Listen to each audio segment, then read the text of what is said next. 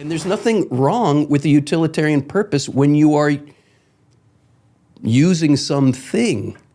But when you're using someone as if that someone was something, there's a wound. Yeah, we all know that. We know it. We know it because we know it. Yeah, because you can respond and say, well, surely we make use of people all the time. Like, you're making use of me for this series. I'm making use of you. We're making use of one. And yet we can't get around the fact that that's clearly different to using someone kind of without reference to their dignity, right, where we subordinate their good to the good I want out of them. I think everybody's experienced that. Yeah, John Paul makes the distinction between someone being useful, like your plumber's useful, right? You have a leaky pipe. Yeah. You hire him, and he's useful. There's a difference between finding someone useful and using someone. Mm-hmm.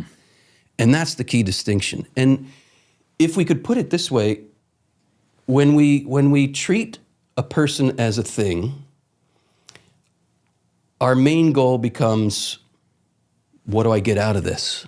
And as soon as you no longer get something out of it, you discard the person. But the problem with that is that the person is the kind of good, John Paul II says, that is indispensable. This is why it hurts us when we're used and discarded, because we know intuitively we are indispensable. This reminds me of a quote from Lewis, who said, whether a man loves a woman or not can be gauged in his feeling toward her 5 minutes after his lust has come to fruition. He says, one does not keep the carton once one has smoked the cigarettes. Well, there it is. Yeah. There's the utilitarian principle. John Paul II says it really, really well in here. This is paraphrasing him, but when the body is considered something, we apply the utilitarian principle. Is this useful to me? When the body is recognized as someone, we apply, this is his expression, the personalistic principle. What does that mean? It means you're not a thing, and I want to learn how to honor you as someone, not merely as something. Utilitarianism, he says, wants to safeguard the value of pleasure at all costs. And that's nothing but egoism in his language. Whereas personalism, this approach to the dignity of the person, wants to safeguard the value of the person at all costs. And this, he says, is the very crux of the difference between the secular culture's approach to sexuality and a Christian or Catholic approach to sexuality, is upholding the value of the person. What are you trying to uphold at all costs? The sexual revolution says pleasure. That's your goal. That's the value you uphold at all costs. Well, the problem is the cost of that is you sacrifice the dignity of the person. But if the dignity of the person is what you are trying to uphold at all costs, you are willing to sacrifice yourself for the good of the other. And we'll get to this later in the series, but he calls that benevolence in love, where it's not only I desire you as a good for me, but rather I desire your good. And the one who really loves is going to say, I'm not going to sacrifice you for my pleasure. I'm ready instead to sacrifice my pleasure for your good. And what makes sex so different to how we make use of each other in other areas is it has to do with us. We are our bodies. Our bodies are equally a part of who we are. We don't have a body, we are a body. Correct. And so when a man and a woman find each other desirable, that's different, isn't it, to something they have. Like, I have money and you just want my money, or I'm a good cook and you want my good food. There's something, it has to do with the body, which is yes. Yeah, why that you feel all the more terrible if you were used, not used for something you have. Do you see the distance? Yes. What am I saying? You're saying if I become the object used, then I feel less of a person. And person is the word that captures the reality that we are different than say, animals. We are animals, but we're not merely animals, right? It makes no sense to speak of love and responsibility when you're talking about dogs that are copulating, right? Because they have no freedom. They have no personhood.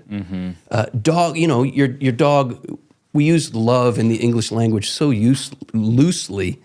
I guess we can say in one sense, my dog, Mandy, loves me, but that's such a weak use of the word love, right? Other languages have all kinds of different words for love. We say, I love potato chips and I love my wife, and I hope there's a difference there, right? To speak of love and responsibility, that's it, is to recognize that we have responsibility. Yeah. A dog, for example, cannot be charged with sexual assault. They're gonna hump a couch or whatever. We don't use the word rape when a great white shark forcibly copulates with another shark. Correct. Yeah. Because there's no responsibility. Why is there no responsibility? Because they're not persons. Yeah.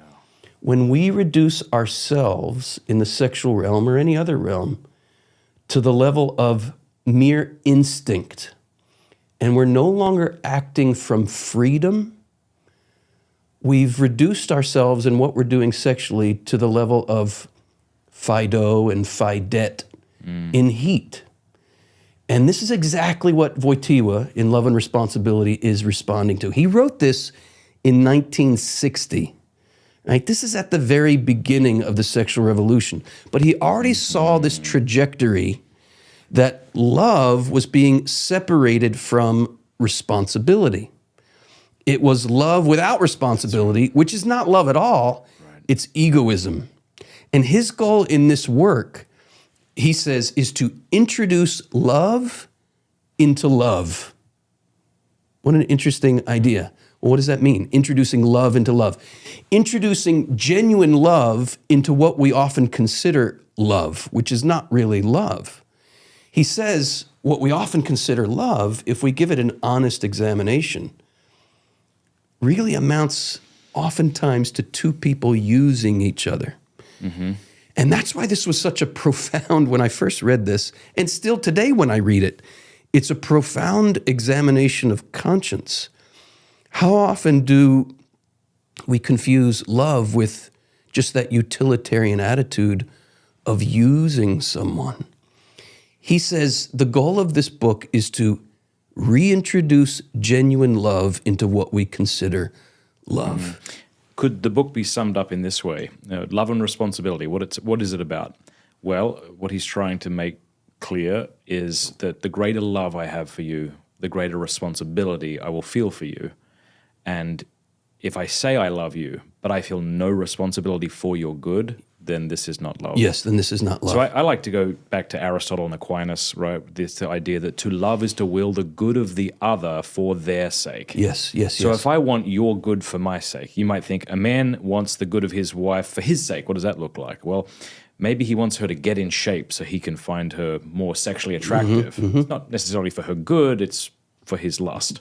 Well, we wouldn't call this love. Right. But if I want your good for your sake, then there's a responsibility there that I have for you. Yeah, you're putting your finger right on it. John Paul II puts it this way. He says, and by the way, check the notes for, you can get your hands on all these notes. We'll have a PDF for everybody who's interested. Here in quote 1, he says, responsibility for love, this is exactly what you were saying, Matt. Responsibility for love clearly comes down to responsibility for the value of the person, right? That's what love and responsibility means. The responsibility we're talking about is responsibility for the value and dignity of the person. And am I willing to sacrifice myself to uphold your good, to uphold your dignity? If I am not, if I am rather willing to sacrifice your dignity to indulge in what I consider my own good, which is really egoism and selfishness and lust, well, then I'm using the person rather than loving the person. And